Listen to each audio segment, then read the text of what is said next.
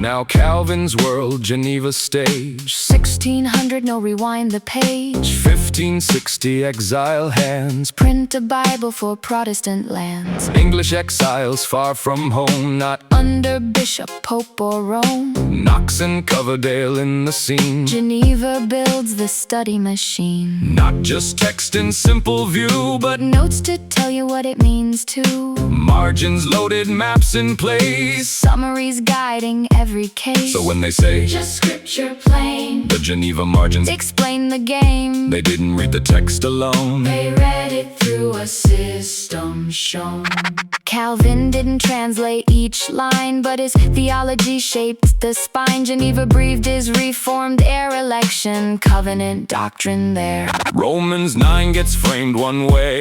Reprobation enters play. Not neutral notes from empty space. A doctrine-wearing Bible face. They say no church to guide the text. Then let Geneva tell them what comes next. Different master, different chain. Same need for someone to explain. Now don't confuse the ancient thread with Reformation ink instead. The Septuagint came before Christ. Greek scriptures carried Jewish life.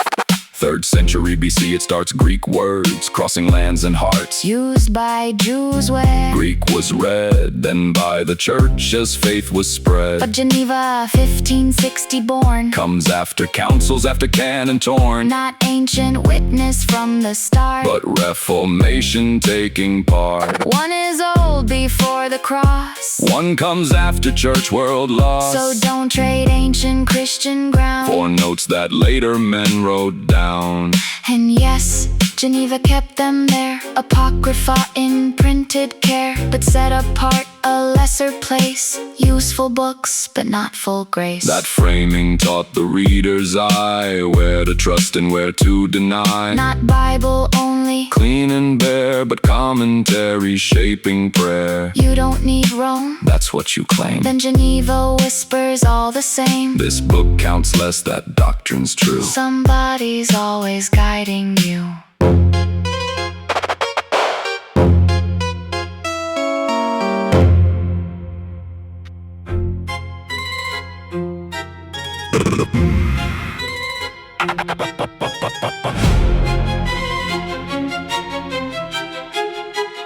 Then King James sees the notes and fumes. Geneva's margins fill the rooms. Tyrants challenged, kings brought low.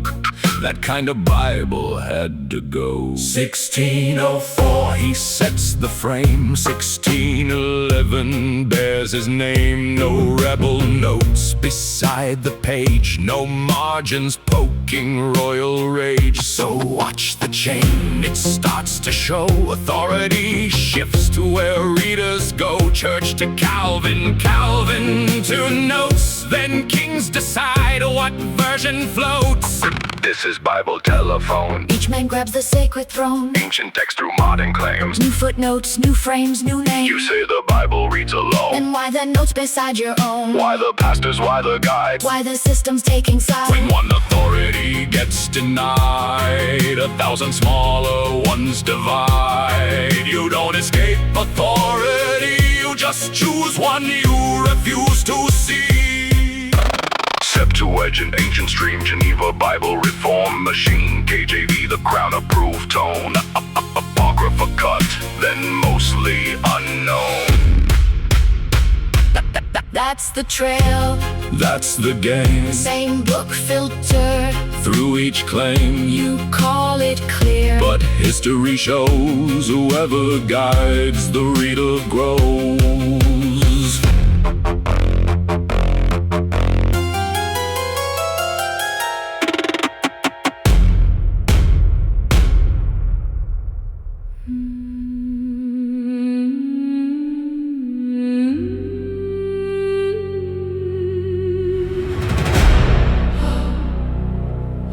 Geneva made the pattern clear, Bible alone. But notes appeared, margins told them what to see. Guided eyes while claiming free.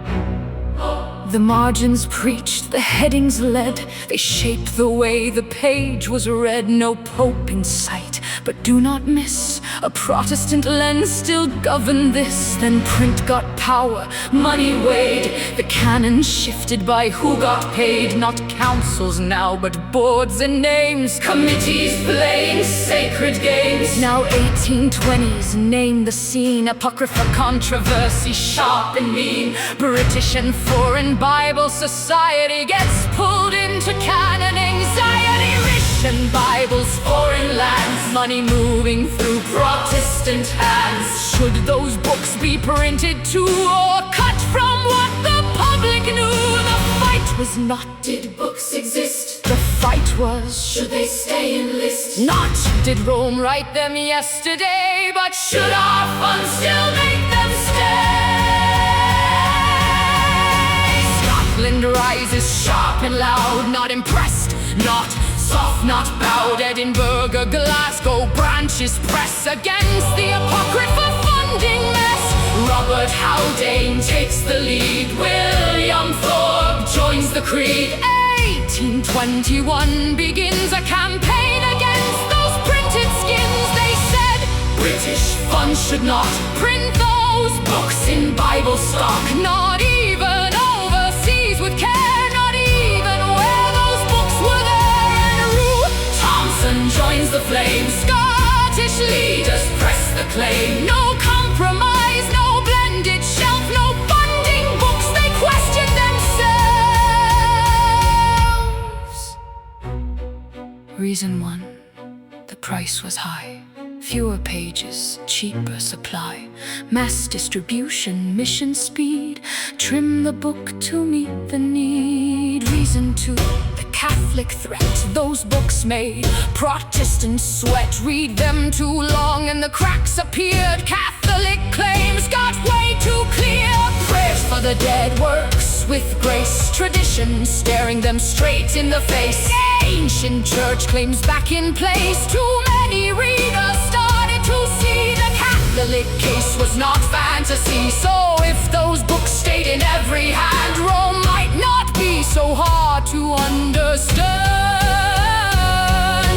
Second Maccabees hit too deep. Prayer still reach the faithful asleep. If the faithful dead can still be cleansed, then death is not where mercy ends. Eric and wisdom would not stay quiet. Their older voice could start a riot. Alms, mercy, virtue, grace. Catholic echoes fill the page. Reason three, canon control. Who defines the Bible's whole? If they were useful, not inspired, why should mission funds be wired? Keep them in and Rome can speak. Cut them out and the move looks weak. So beneath the budget fight was who decides the canon's light. Reason for identity lines. Protestants marking Protestant signs. If those books stayed on the page, Rome still spoke from another age. So they cut what made them sweat.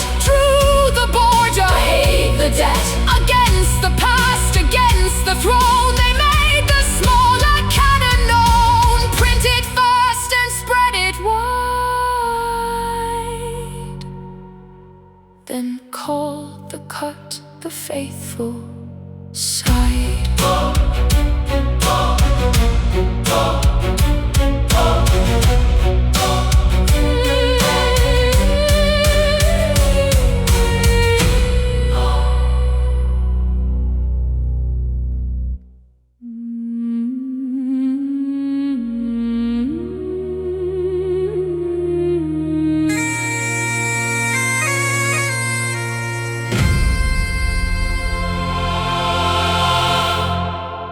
By 1826 it broke. Compromise went up in smoke. Edinburgh left, Glasgow withdrew. Scottish branches followed too. British and foreign made the call. No funds for those books at all. When funding stopped, the print obeyed, and memory slowly got remade. This is how the memory fades, through committee votes and funded pages. First challenged, then removed from view. Now 66 starts feeling true. Children raised on missing books never question how that looks. Then later voices claim with pride Catholics added books inside. But history answers cold and flat. Your printed world forgot all that. The older Protestant Bibles knew the section modern eyes looked through. King James had them Geneva too. Before the funding fight withdrew. You don't need one church, you said. Then committees chose what got read. Not by council, not by creed, but cost, fear, policy, need. Bible telephone, page by page. Ancient books through modern rage. First they moved them, then they priced, then forgot what they sacrificed.